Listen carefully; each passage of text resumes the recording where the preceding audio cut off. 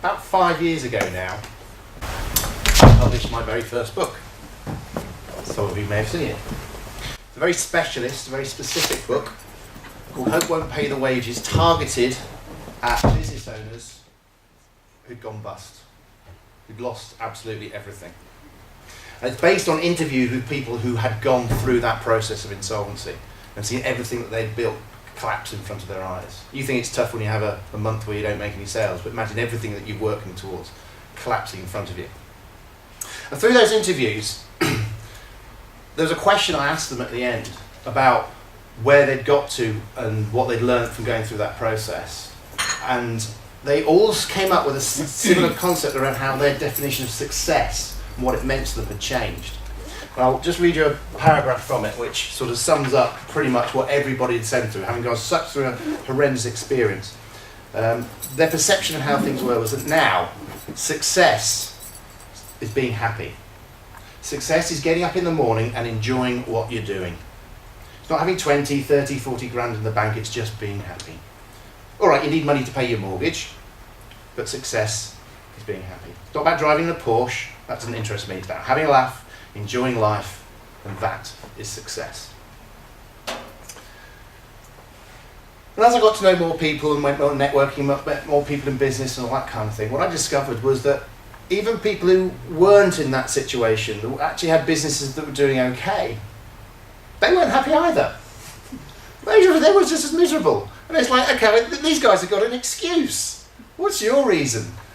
And it dawned on me that no matter where people were in their journey, actually getting enjoyment out of what they were doing on a day-to-day basis seemed to be very difficult.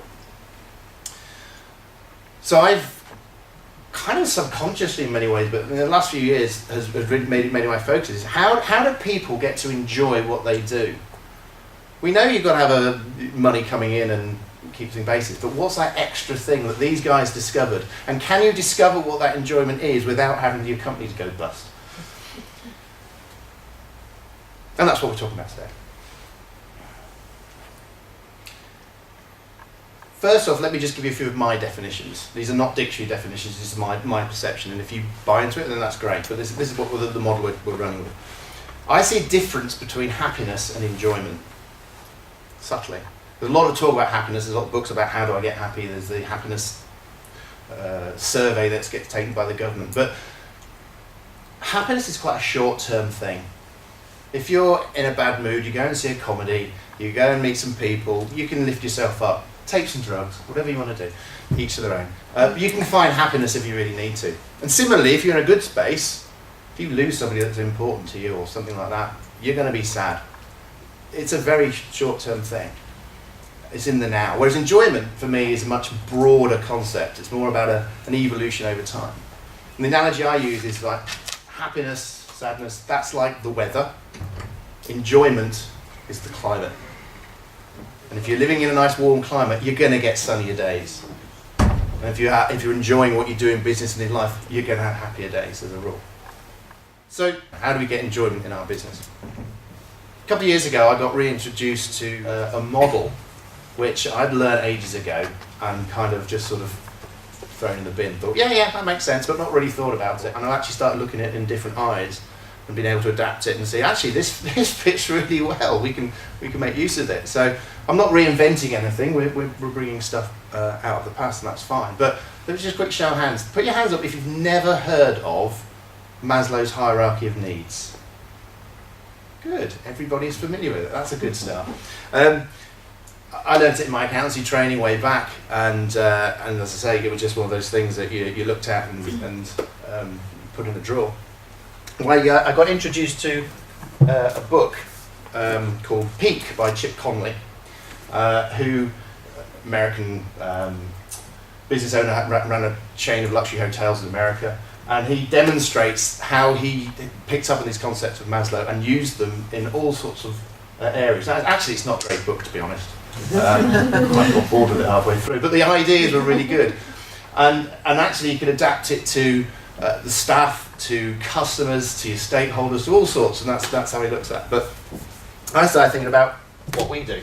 So probably most people know Maslow's. There's about 5 levels in Maslow. He actually came up with a 6th one, but there you go. Chip Conley, he broke it down and summarised it, wrote it into 3 key areas. What I'm going to do is I'm going to run with 4. 4 CC. So you should be vaguely familiar with these, but I'm just going to show you a different way of looking at it. And then from that, a model that you can use in your own day-to-day life and will drive an enjoyment thing.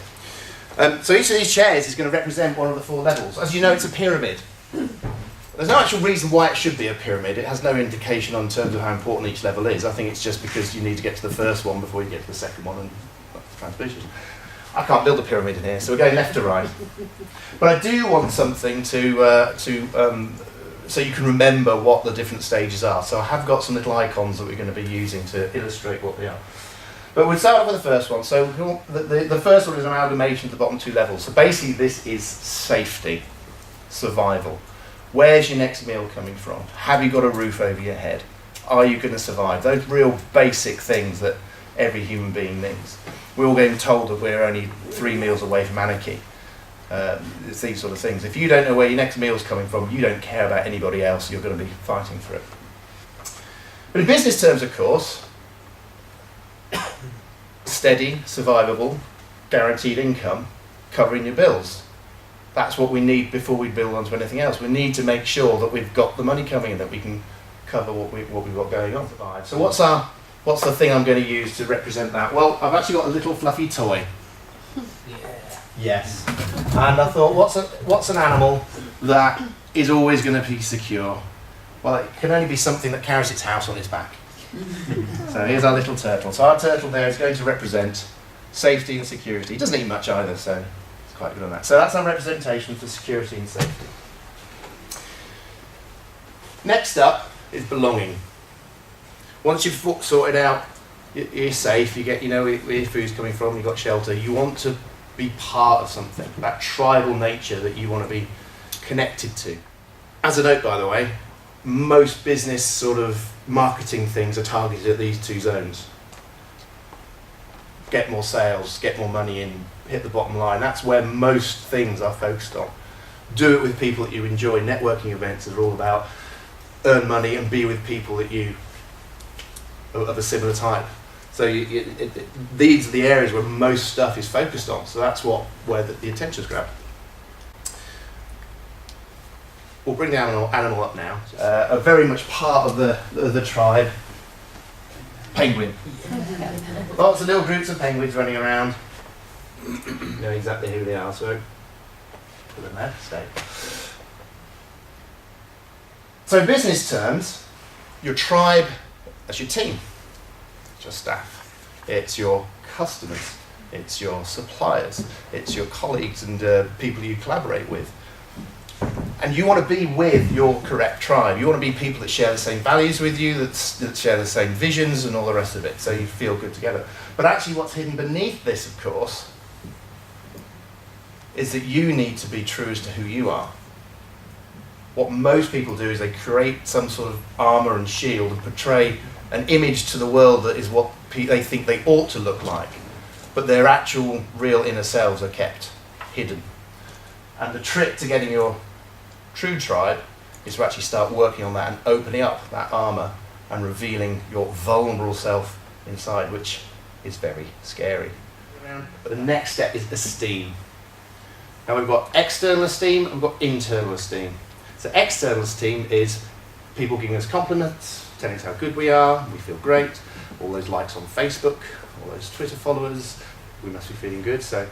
But the internal esteem is obviously something which is that inner self-confidence that we kind of don't matter what people say, what mudslings around, we know we're doing a good thing and we feel comfortable about it. So what's my representation from that? Well, I think there's no better animal that is, from the outside, seen to be one of the sort of most powerful and strongest creatures, and inside you know it's confident, you know exactly what it wants to do, and that is the majestic lion. Unfortunately, I didn't have a lion cuddly toy. He's close.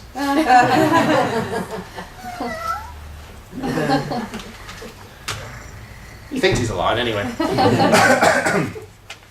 So in business terms, your external esteem, so that's getting good recommendations, a good reputation in the marketplace, getting testimonials, getting referrals, all that kind of stuff that the people on the external side are seeing good stuff, but also that internal esteem. In a company, when a company knows it's doing well, that energy flows through everybody. When everyone feels strong and confident and trusting each other, then that internal esteem of the company exists. And also for the individual, of course, the person in charge of the business.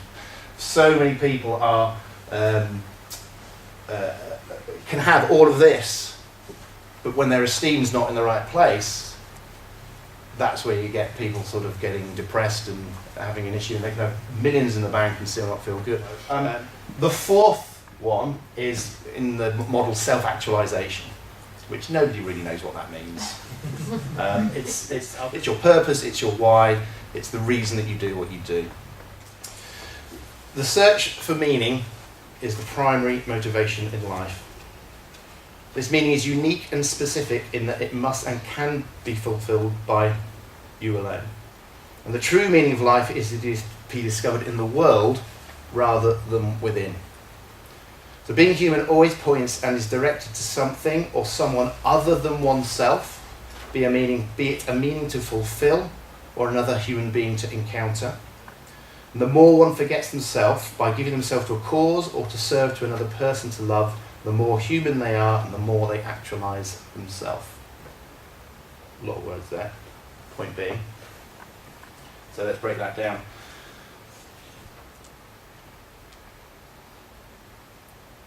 The meaning of life, or the purpose behind what you do, is outside of yourself. So when you are chasing the fast car and the bigger house and the money and the banks and that kind of thing, there is no fulfillment and satisfaction. But if you can find something that's beyond you, then that is what gives the meaning and the purpose. Yes. Now, this is not necessarily an easy search. It's hard. But it can be found. Because when you find what it is that you're doing and what you're searching for, that is the trigger for enjoyment. I'll give you another quote first. I'll explain it. Don't aim at success. The more you aim at it and make it a target, the more you're going to miss it. For success, like happiness, cannot be pursued. It must ensue, and it only does so as the unintended side effect of one's dedication to a cause greater than oneself, or as a byproduct of one's surrender to a person other than oneself. So when you find what it is that's important to you, the meaning as to why you're doing what you're doing, the pursuit of that creates the enjoyment. What I want to do is build up a community of people that talk about business enjoyment rather than just sales and profit. They'll create a community who get this and are into this and want to try and work on it, so that we get together on a regular basis and we'll look at each area, we'll share different stories, we'll work on things and help each other to try and achieve these things over time. So what I'm going to do is 20th of February, same time, same place, here, 12 o'clock, 2 o'clock till 2. We're going to give it a go. I'll be honest, I don't know where it's going to end up, but I'm going to start it. And I'll think about the format and I'll let you know. But I want to start creating people who are actually thinking things in a different way, want to explore what their purpose is, what they can do to block things, because if you can remove these blocks and find that, that's where the enjoyment comes. And I'll just leave you with one thing, and that is actually what the word enjoyment actually means, which I only found out a few months ago. It's changed over time. At the moment, when we look at the word enjoyment, it means deriving joy from something. But it actually comes from Old French, en joie. And the actual meaning of enjoyment is to give joy to others. That's the meaning of enjoyment. Thank you very much.